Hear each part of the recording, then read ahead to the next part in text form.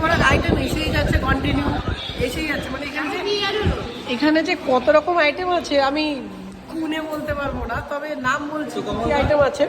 এটা হচ্ছে কাঁকড়া, ঠিক আছে, এটা কাতলা মাছ, এটা চিংড়ির মালাইকারি, এটা কি ভাই? চিকেন।